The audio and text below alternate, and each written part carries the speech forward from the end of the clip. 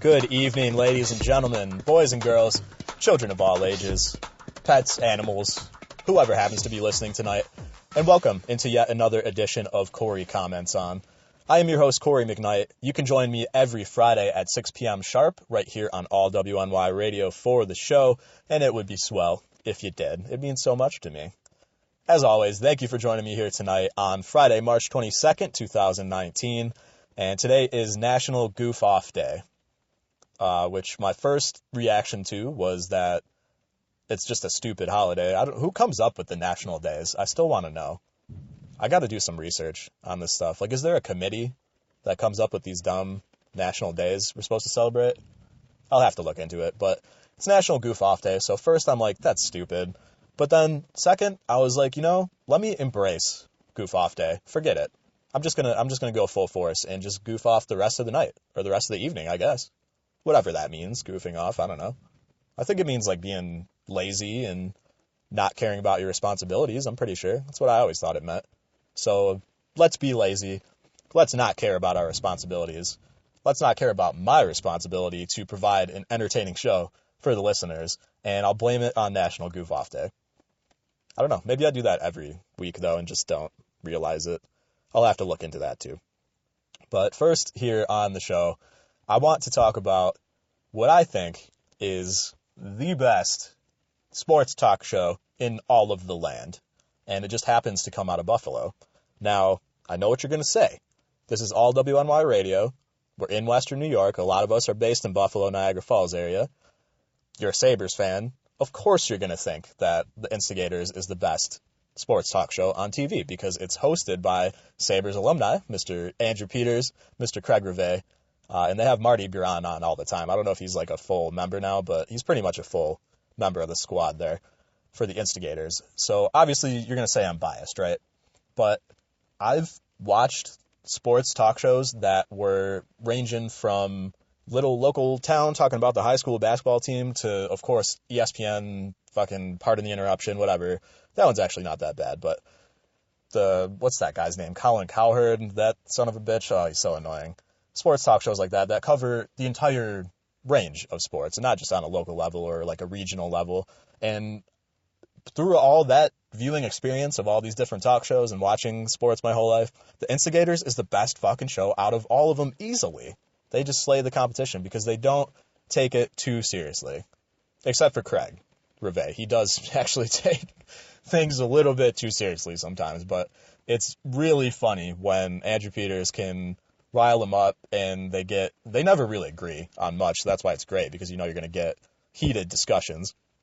And they mostly talk about hockey. Obviously, it's like a Sabres themed show, really, or a hockey themed show in general. But they talk about other stuff too, other sports and things. They were talking about the NCAA tournament, which is going on right now, March Madness in full effect, and they had me dying the other morning. And they just pick on Marty so much. I love it. Because Marty's the nicest dude of all time, and they got two fucking total wise guys next to him, and he's just, like, trying to smile and be friendly, and they're, like, making fun of his French accent and stuff.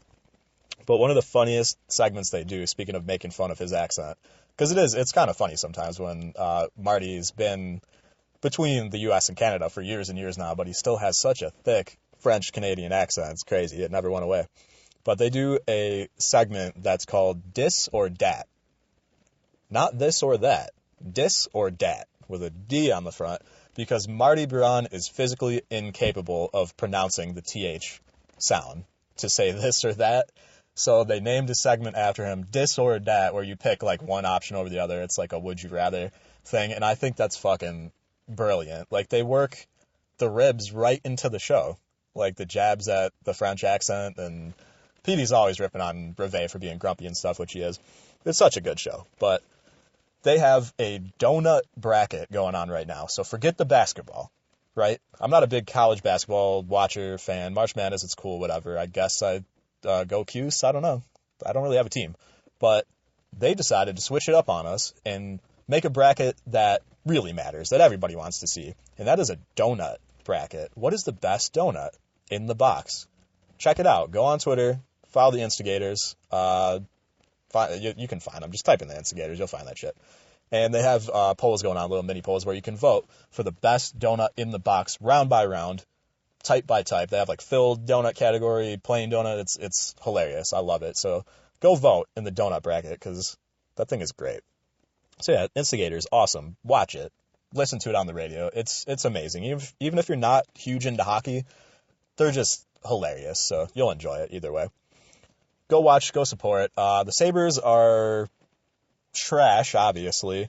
So I came up with my own little Disor Debt for the show today, in honor of Marty Biron and the Instigators. My question, Disor Debt. Should the Sabres tank the rest of their remaining games in order to get potentially a better draft pick? Because it's over now. Like, we almost have nothing to play for, really. We blew it from November on. It's over, boys. So do we tank the rest of the season and try to get a better draft pick? Disor Debt. Or do we continue to win, if we can, and try to create momentum going into next season? Which would you rather see? Sabres tank, maybe get a better pick, or the Sabres actually start to pick it up even though it doesn't matter and it's garbage time in the season and we get some wins and maybe have hope on the horizon? Which one would you rather see? Dis or Dat? I want to know. Let me know on Twitter at @LWMY for that one. Real quick, also, something that caught my attention the other day was the fact that Woodstock is a thing again. Woodstock 50, 50-year anniversary, I would have to assume. And this has been trending on social media lately, more in particular. It got announced a while ago, but more in particular because the acts have finally been announced, or most of them anyway, for who is going to play the 50th anniversary of Woodstock, the obviously iconic festival where everybody fucking and their mom performed and everybody was there. And, you know, if you grew up in whatever the 60s, or you were there, whether or not you were there. So Woodstock 50, huh? It's going to be hard to top that one in 69, I believe it was, that original one. So they had to go big, right? They got to go big and get some big names. And people are kind of outraged. Like, I don't know. I feel like there's some fake outrage going on about the acts that were named, like the big ones anyway, for Woodstock 50, which include Miley Cyrus, Jay-Z, Imagine Dragons, Chance the Rapper, Halsey, to name a few. So we got some big pop stars in there. We got a pop rock band, a couple rappers, and people are fucking throwing fits, outraged online that how can you have Miley Cyrus and Jay-Z at Woodstock, the place where Jimi Hendrix fucking lit the guitar on fire and all this stuff, and all these classic things happened, and The Who tore the house down and all this stuff, and people are like, how can you do that? How can you disrespect the memory of Woodstock? But I'm not a fan of really any of the acts I just named. Chance the Rapper is all right, I guess. I don't really like Jay-Z. I don't listen to Miley Cyrus or Imagine Dragons. But I don't hate them either. I don't think it's disrespecting the legacy of Woodstock to have pop music be the main draw, because what's the main draw in music today? It's pop music. It's not rock. I'm sorry. As much of a rocker or whatever as I am, or I like hip-hop a lot too, pop music and hip-hop, actually, to an extent, are the main draw today. So what were they going to do? What were they going to do? Jimi Hendrix is dead. I would love to see him play Woodstock 50. Jimmy's dead. The Who are ready for the nursing home pretty soon. They're going to come and play Woodstock? I mean, that would be kind of cool, I guess, right? People want to see The Who.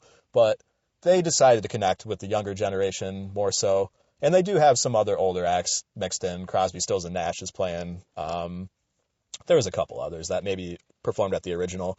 But the fake outrage just gets to me, because did you think they were going to fucking dig up Janis Joplin and reunite Jefferson Airplane so they could honor the memory of Woodstock 69?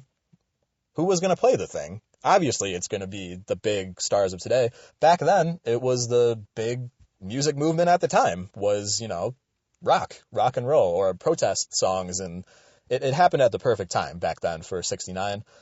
Now it's a different time. It's 50 years later.